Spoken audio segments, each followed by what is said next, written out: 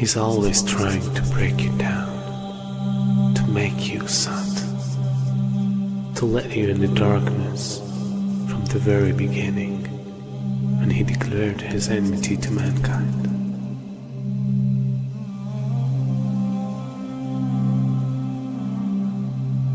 And throughout the history, he caused evil and destruction between every nation.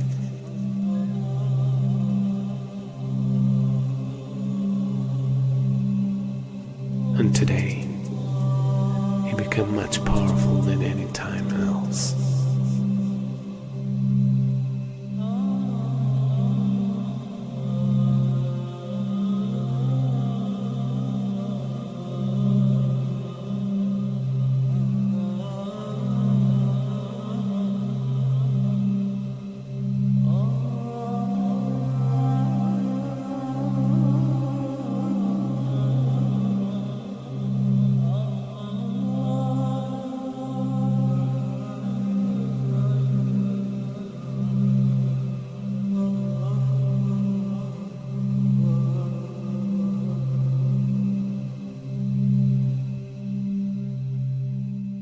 A new world order, a world where the rule of law, not the law of the jungle, governs the conduct of nations. When we are successful, and we will be, we have a real chance at this new world order, an order in which a credible United Nations can use its peacekeeping role to fulfill the promise and vision of the UN's founders. We begin to see the climax of a major change in society, the climax of a new world order.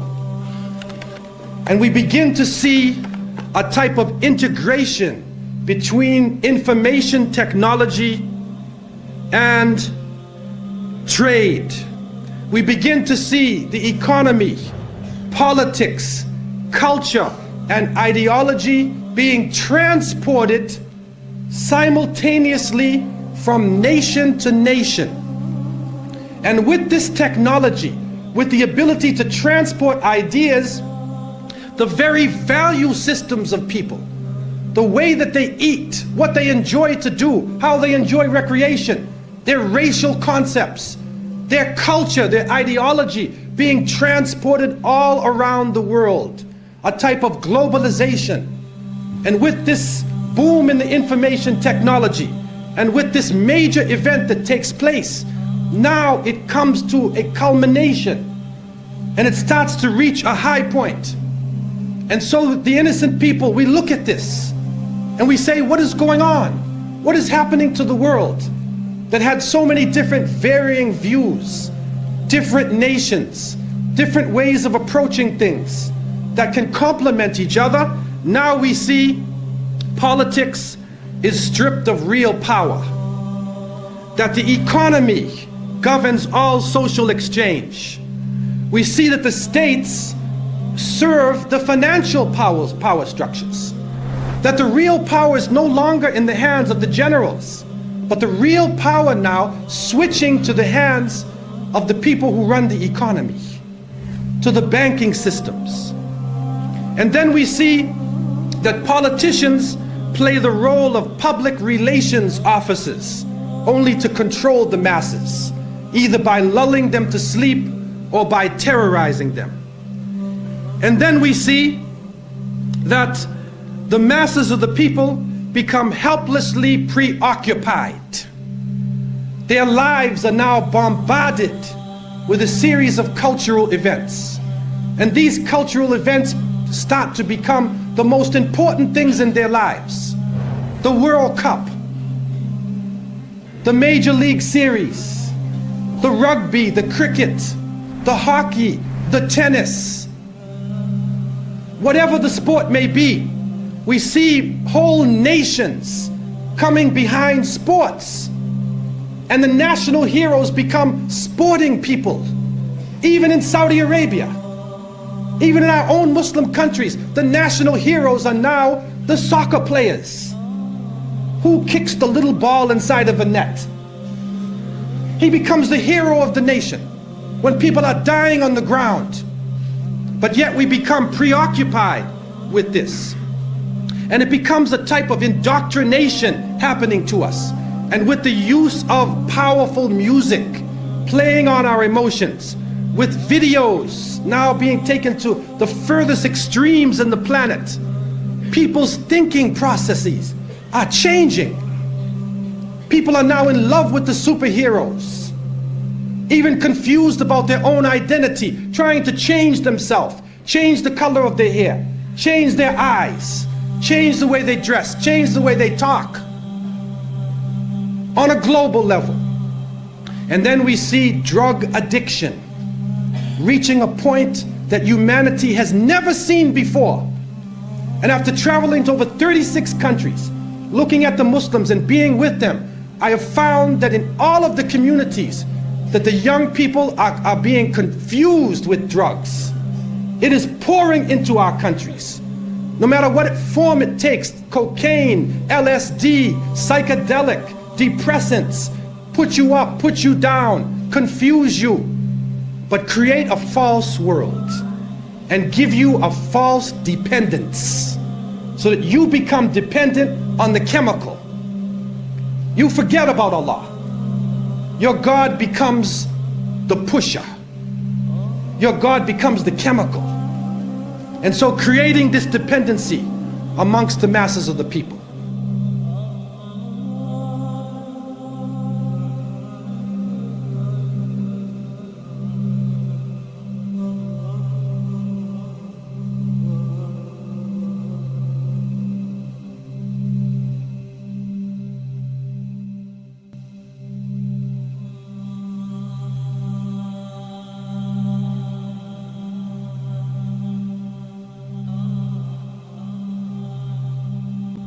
This is a dollar bill, which is the now devalued dollar bill. And on the back of the dollar bill, there's a seal on this side. It's called the Great Seal of the United States. That's what it's called. It's their seal. Now behind the seal, this is actually what is behind the Great Seal of the United States, is a pyramid with one eye. Now the one eye is the sun god Re, which is where we get the word ray, sun rays. It is the sun god, same Mithraic character, and he shows up again and again. This is the Masonic god of the ray. 13 5-pointed stars, and when you draw lines between them, you'll draw a 6-pointed star. If the hexagonal star is lifted out and placed over the image of the pyramid, its points indicate specific letters in the Latin inscription surrounding it, which are thought to be an anagram.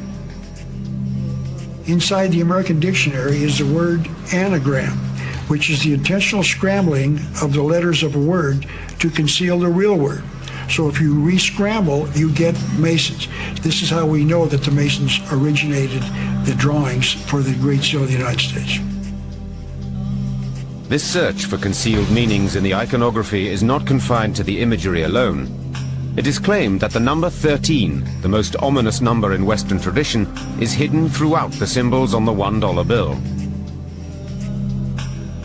They point out the repetition of the symbolic number 13. There are 13 leaves on the olive branch in the eagle's right claw, 13 arrows in the left claw, 13 stars above the eagle's head, and 13 bars and stripes on the shield. Count the feathers.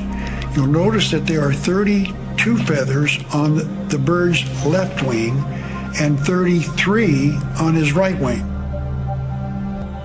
This is understood to refer to the 33 degrees of Masonry introduced by the Supreme Council of the Scottish Rite, America's most prominent Masonic order, whose national HQ is in Washington. If you look, you'll see the pyramid is built except for the top. It's built except for the top. The eye is suspended above the top. It hasn't come down yet. Because they believe until they've finished the Masonic project, which is what they say on the bottom, Novus Ordo Seclorum, and then Annueta Cheptis, he is pleased with our project. In other words, the God they believe in is pleased with our project. What is the project? This is the question. What is the project that this God is pleased with? The project is literally the secularization of the world. To completely strip the world from religious beliefs. This is the project, and that is why it is called Novus Ordo Seclorum, a new secular or worldly order.